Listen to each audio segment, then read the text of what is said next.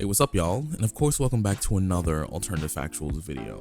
So today we're going to be discussing kind of this whole controversy with Miles Morales. But before I do that, I want to let you guys know I have a brand new short film that's out. There was a pretty decent budget behind it. So I wanted to share this with you. It's all black cast. Obviously I'm the one who helped write, direct, and that's me behind the camera doing a lot of the camera work, did the color grading, all that stuff. It's only about 4 minutes and 50 something seconds, but it's going to be a part of like this kind of mini series I'm kind of doing.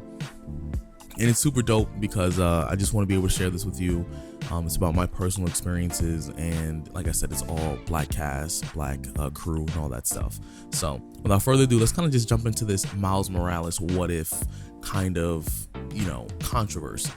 So the problem was that I don't know how to pronunciate his name, Yehudi Mersada. Basically, he kind of wrote this comic with Miles Morales and this what if.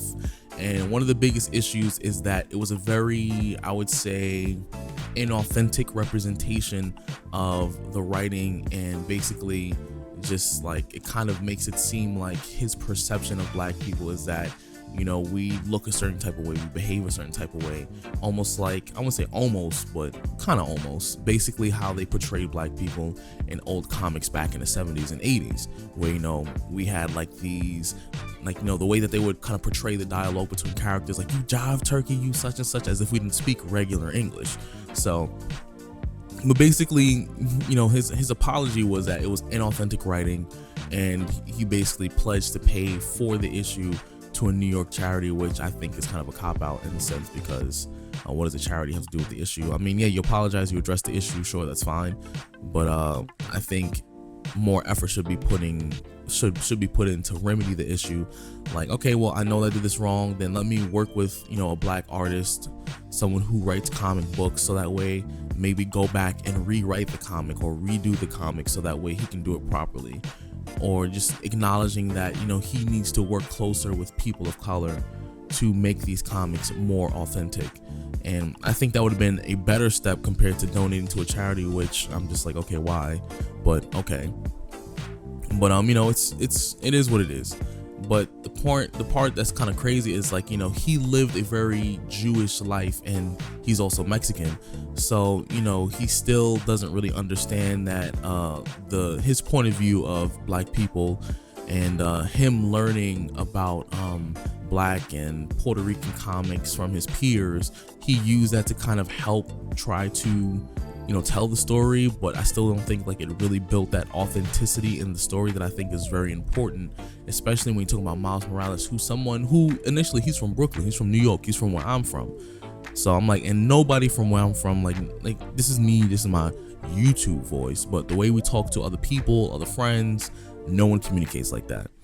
So the problem mainly was just simply that his perception of how quickly that it just seemed like his perception of black people, and especially Miles Morales is black and Puerto Rican, so it seems like his perception of him was just simply that he had graffiti, he was just like this almost like this street thug kind of situation. And he was like, and the reference to especially that line stating of all the 5 rounds, Asgard is my hood, like as if like we don't say stuff like that. Like, even if we were like, yo, I'm about to pull up on a block right now, like, you feel me? It's not nothing, like, basically no one says that. This is my hood. Like, that sounds very like no one would ever say that. And I think, when it comes to comics like this, and I'm not saying like, we can't collaborate even with non-black creators on stuff. When it comes to stories that are involving people of color, even if it's the LGBTQ community or any kind of community, I think the person who needs to be ahead of it or in charge of doing, the project should be that person, the person that the experience is being written from, because you don't want to be in a situation where like like he's in right now, where it's like you're so out of touch with the situation, you don't really understand how people communicate of that particular group, and it'll come off as offensive, even if that wasn't your intention, even if that wasn't your goal, which, you know, I'll give him the benefit of the doubt in terms of maybe that was not what he was expecting to kind of the message he wanted to portray, obviously. And Marvel does not tolerate that in terms of, you know, the legacy that even, you know, Stan Lee left, and even in terms of, you know, just commercially, they don't want to promote that, because there are a lot of people who are black who read comic books, who have comic book channels like myself, and who are even bigger than my channel.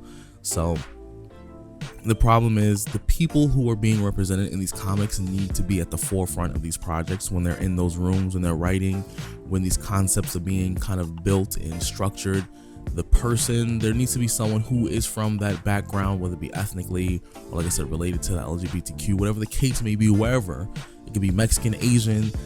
Those artists, those people need to be at the forefront of these discussions when these concepts are being built, to avoid situations like this, because this is not the first time this happened with Marvel, where it seems like, you know, they're getting someone who does not have that life experience to write about somebody else's kind of life experience. Even if it's a fictional character, some of these fictional characters are based in some sort of reality.